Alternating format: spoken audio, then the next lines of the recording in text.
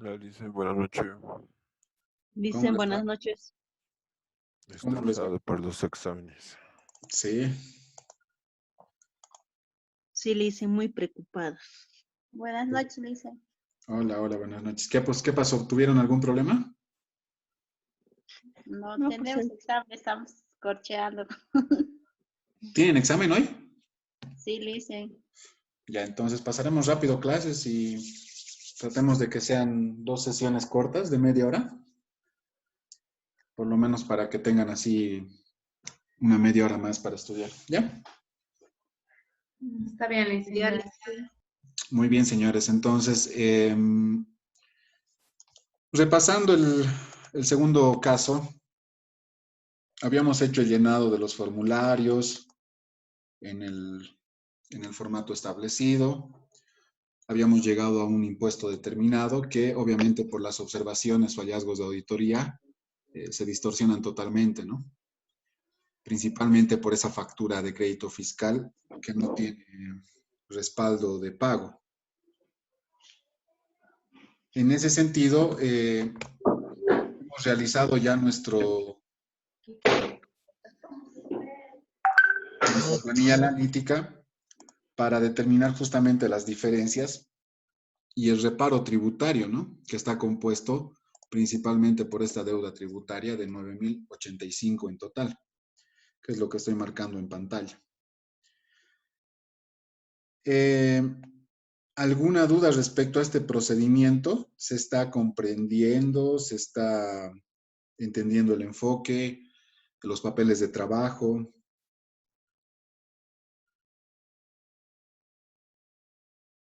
Tienen la palabra, señores.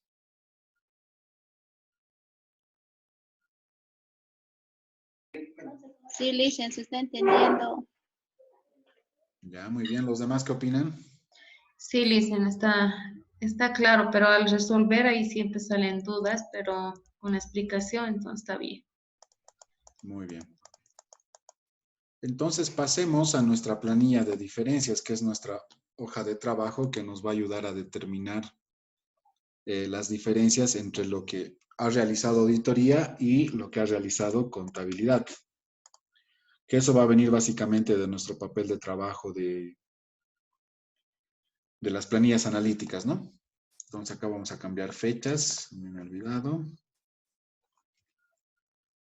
Muy bien. Ya está. Entonces determinamos que cuánto deberíamos haber pagado en realidad de impuesto determinado. Iba a pagar, según auditoría, son 16.647. ¿De dónde proviene esto? Proviene básicamente del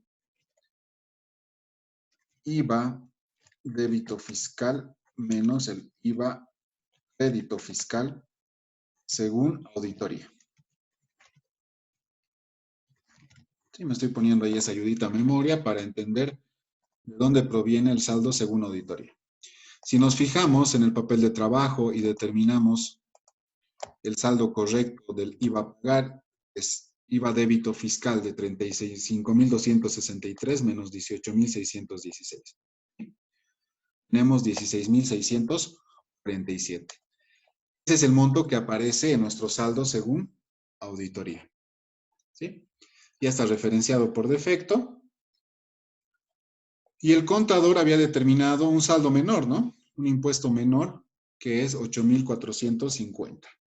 Lo que hace una diferencia de 8.197.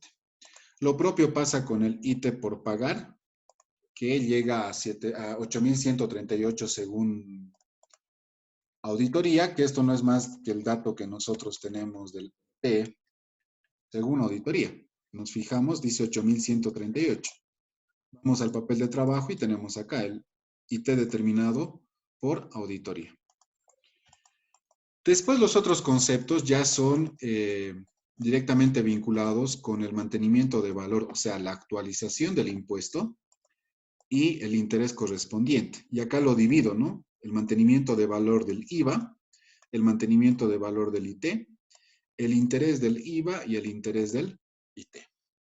Obviamente esto no ha calculado contabilidad porque en realidad no sabía que había declarado mal ese periodo. El periodo es febrero, ¿no, señores? ¿Estoy correcto? Sí, sí, lice. Cambiamos el dato, entonces. Acá también todo es marzo. Marzo 2019. Entonces, con esto ya estaríamos nosotros concluyendo de que auditoría realizada la verificación ha determinado que el impuesto pagado por contabilidad es menor al que debió haberse declarado. En este sentido, lo que nosotros tenemos que recomendar es que se llenen correctamente los formularios, que se rectifiquen los formularios, y para ello nosotros vamos a pasar al siguiente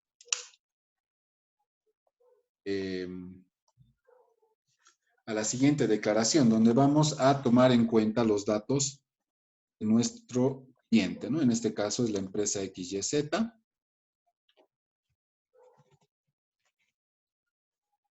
Ahí tenemos los datos del NIT, del periodo, del año, y aquí hablamos de un proyecto de rectificatorio.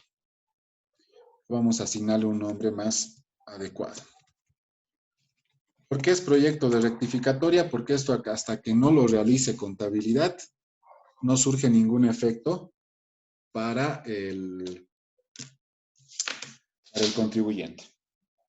Entonces, ¿cómo procedemos a hacer nuestra rectificatoria, señores? ¿Cuánto tendríamos que declarar? Voy a vaciar todo este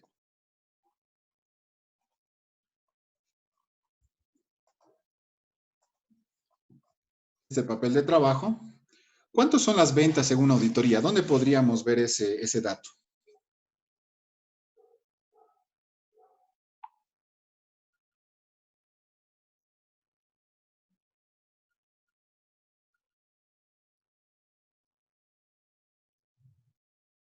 Señores.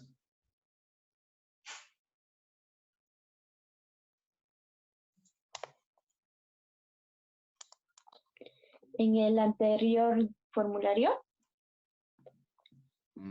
¿Pero está correcto ese formulario anterior? No. Entonces, ¿dónde tengo que obtener las ventas correctas que deben rectificarse? Lice, ¿en el libro de compra sería?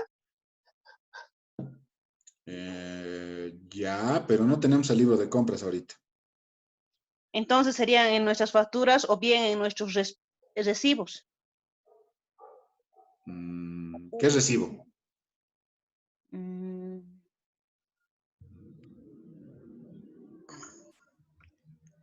los cuadros anteriores donde ha hecho sus nuevos ajustes, dice. Exacto. Para eso hacemos esta planilla analítica, señores. Acá ya estamos determinando los valores que vamos a rectificar. Entonces, según la auditoría, las ventas son 271,250. Eso es lo que nosotros debemos llevar a nuestro código 13. Son total ventas. Ahora les pregunto, las ventas grabadas y no grabadas, esas sí van a ser las mismas, 210,000. Pero cuando ya hablamos de ventas grabadas, compras grabadas, perdón, debemos llevar este dato de 143,200, ¿sí? Porque estos, por la factura de 51,800 que no habríamos declarado. Entonces, volvemos a nuestra planilla analítica, donde nosotros ya hemos generado información de acuerdo al libro de compras, de acuerdo a las facturas revisadas, y hemos centralizado todo eso en nuestro papel de trabajo. Por lo tanto, sabemos que las compras grabadas en total suman 143,200. Y eso es lo que llevamos a nuestro código 26, donde se declaran las compras directamente vinculadas con la actividad grabada. ¿Sí? Perfecto. Ahí nosotros ya estaríamos determinando nuestros importes. Y lo que tenemos que hacer ahora es llevar los datos del formulario anterior. O sea, básicamente del planteamiento, si nos fijamos, tenemos datos que provienen del periodo anterior. Por ejemplo, El IVA del periodo anterior es 730 y su actualización es de 20. Eso no va a cambiar en nuestra rectificatoria, se mantiene. 730 y su actualización, 20. ¿No?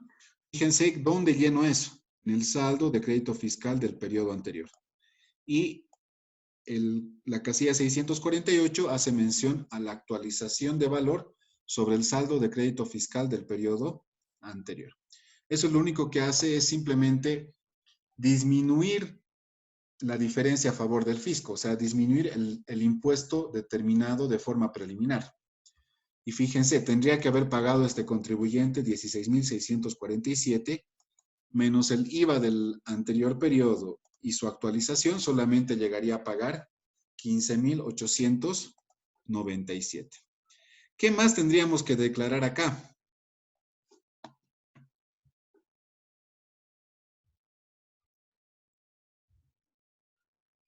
Que el anterior formulario 200 dice. Muy bien. Deberíamos declarar el pago que ha realizado la empresa de acuerdo al formulario, en este caso el formulario errado, podemos decirle, ¿no? El formulario incorrecto. Este contribuyente ha pagado 7.700 de pago en efectivo. Entonces, en mi rectificatoria yo debo reconocer estos 7.700 como pagos a cuenta realizados en declaraciones juradas o boletas de pago correspondiente al periodo que se declara, ¿no?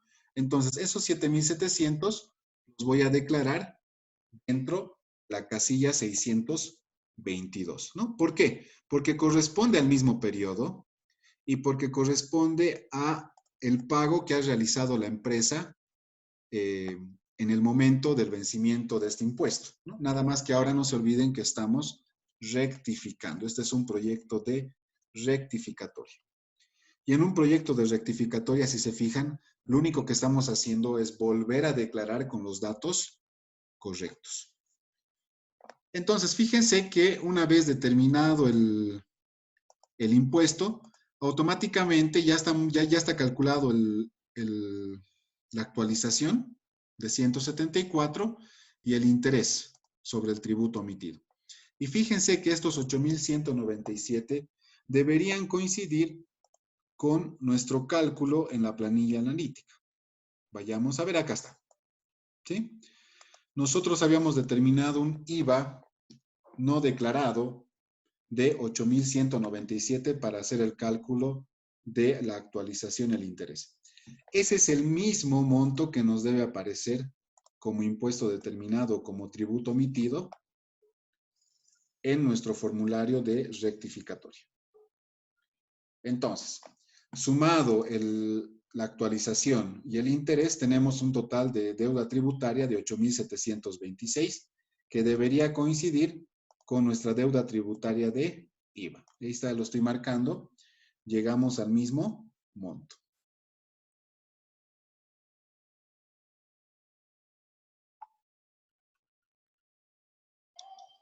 ¿Dudas?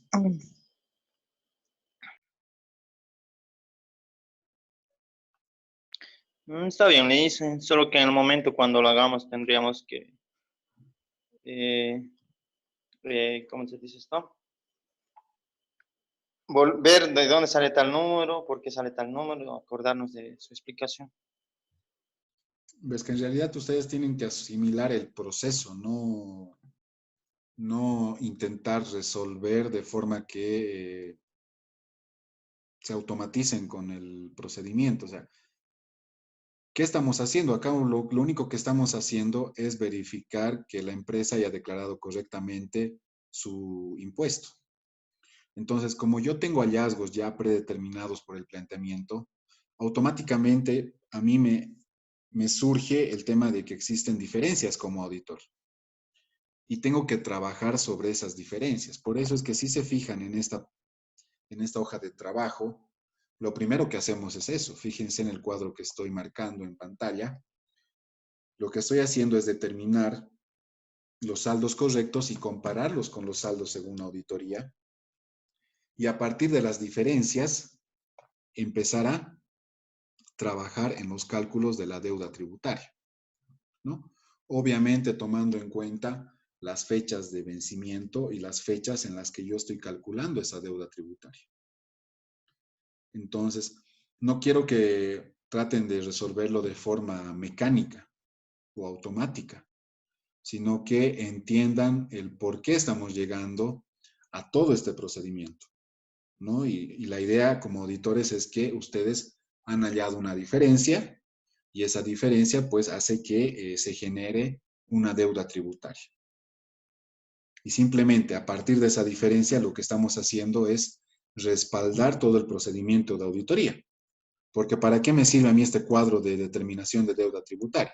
Para poder generar mis diferencias y para poder generar un formulario de rectificatoria que me ayude a dejar como evidencia lo que tiene que hacer o lo que tendría que hacer el contribuyente si quiere resolver esta diferencia. Eso es lo que quiero que se comprenda, señores. ¿Preguntas, dudas?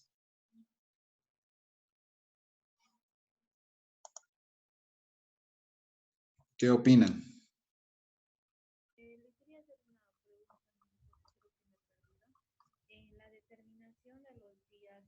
No escucho bien, creo que tu volumen está bajo.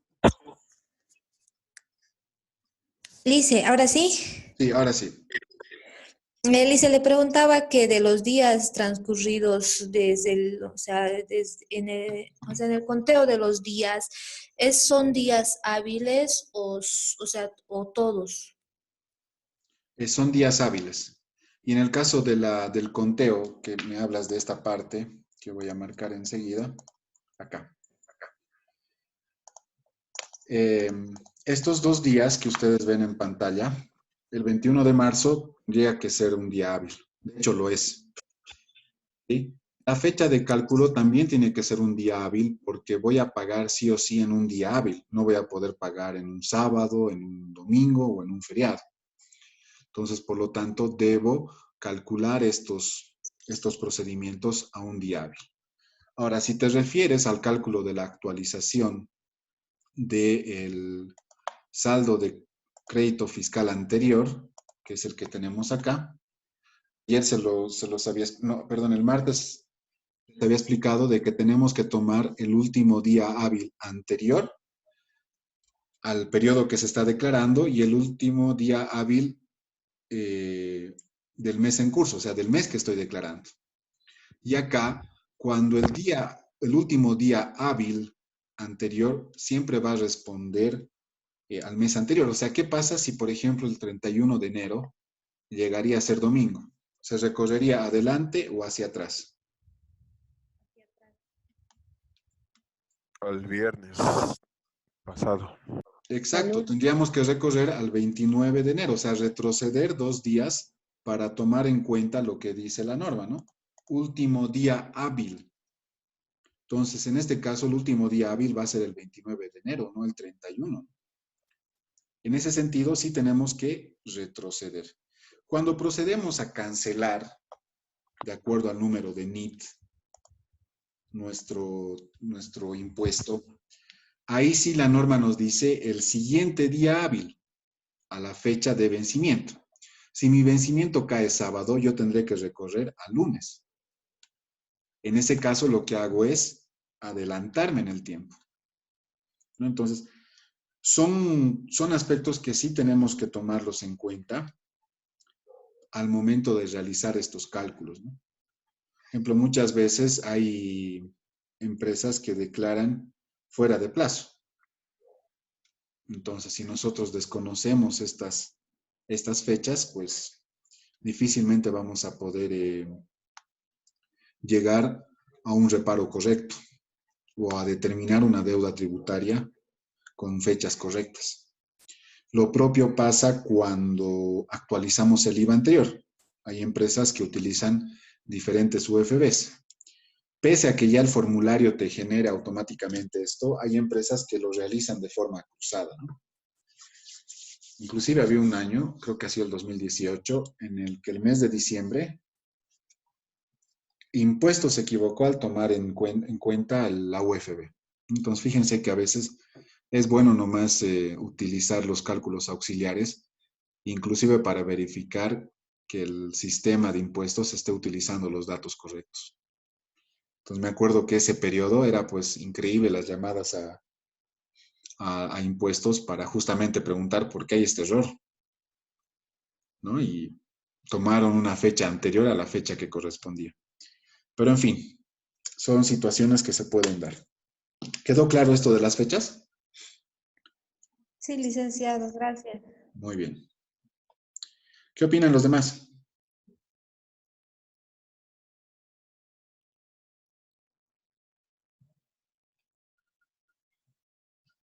Somos 36 personas. ¿Qué opinan los demás? Listen, una consulta. ¿Sí? Eso de las fechas, ¿no ve que explica? Si digamos es sábado y pasa lunes y yo no he pagado el lunes y directamente pago el día martes, miércoles, y ahí ya me cobrarían ya con la multa, ¿no ve? Hay dos momentos. Hay una situación en la que no declaras tu formulario. Es que debemos distinguir diferentes momentos para que se genere una obligación tributaria. La obligación tributaria es hasta tu vencimiento, ¿sí? Ahora tú puedes decidir pagar o no pagar, pero eso no te exime de que cumplas con la obligación de informar. Entonces, ahí tú puedes informar, declarar tu formulario sin pagar. Entonces, ahí estás cumpliendo con el deber formal de respetar tu fecha de vencimiento. Ahora, cuando realices el pago a través de una boleta 1000, ponte después de 5 días, ahí es donde se te va a calcular mantenimiento de valor e interés. Pero no se te va a calcular una multa por incumplimiento a deberes formales, porque tú has cumplido con el deber formal de enviar tu información en plazo. Esa es una situación. Y es la situación justamente en el supuesto en el que estamos trabajando nosotros. O sea, la empresa declara, paga, pero declara mal. Por eso es que calculamos intereses y calculamos la actualización correspondiente. ¿Cuál sería el otro escenario? Y es el que vamos a ver también.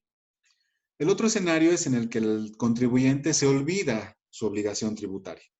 O sea, no declara, no paga y viene a auditoría y justamente verifica de que ese periodo no lo ha declarado, no hay formulario 200, se fijan en la oficina virtual, no hay una declaración de ese periodo, etcétera.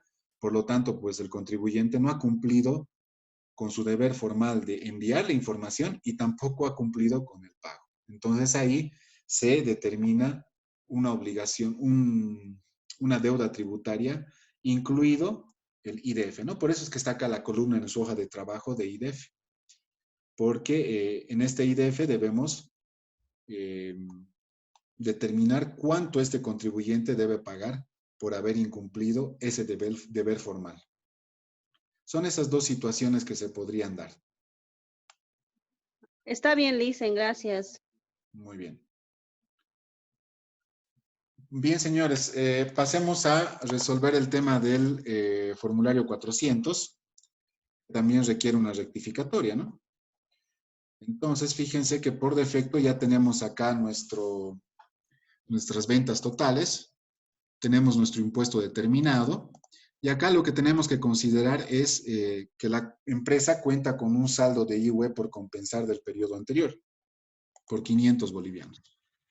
Los 500 bolivianos lo que va a hacer es disminuir mi impuesto determinado. Entonces, acá lo que nosotros tenemos que hacer es cuánto hemos generado de pago de IT. Nos vamos al formulario 400 original, el que ha realizado la empresa, el erróneo. En esa ocasión, la empresa había pagado un IT de 7,300. Ese es el dato que nosotros debemos llevar a la casilla 622, que nos indica pagos a cuentas realizados en declaraciones juradas y o boletas de pago correspondientes al periodo que se declara. Entonces, en este caso, debemos utilizar los 7,300 y eso hace que nuestro saldo a favor al fisco sea 338. A partir de estos 338 en el rubro 3 que estoy marcando en pantalla, calculamos la actualización y el interés. Obviamente esos datos ya automáticamente aparecen en el formulario y provienen de esta hoja de trabajo que es la de determinación de deuda tributaria. ¿Sí? partimos de un tributo no pagado de 338, su actualización de 7 y su interés de 15, lo que nos determina una deuda tributaria total de 359. Acá obviamente debe haber un tema de decimales, ¿sí? Por eso no coincide. A veces el punto 50, 51 hace mucho en el redondeo, ¿sí? Pero para fines de este formulario, vamos a respetar nomás los 360. Entonces, con ello ya estaríamos declarando la deuda tributaria que nos corresponde pagar en el caso de que se realice esta rectificatoria.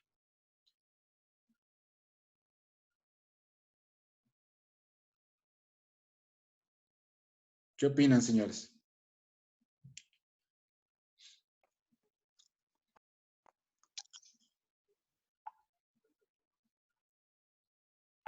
Dicen en el examen va a ser todo esto. Todo. El examen principalmente se va a concentrar en la planilla analítica y en la planilla de diferencias. Ya dice. Por el tiempo, justamente por el tiempo. Por eso es que yo necesito que ustedes vayan repasando el caso 1 y el caso 2, que eso sí me tienen que entregar todo, ¿no? Incluido la planilla de deficiencias, que ahorita es lo que vamos a ver en la siguiente sesión que vamos a tener.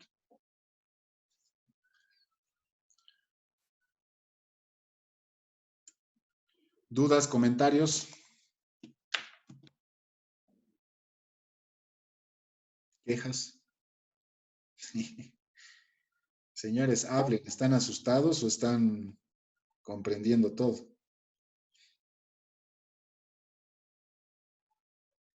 Ambas cosas, Liz. ¿Por la materia o por sus exámenes que van a dar recién? Por los exámenes y por la materia igual. Preocupados por el ¿Alguien habló por ahí? ¿Preocupados por?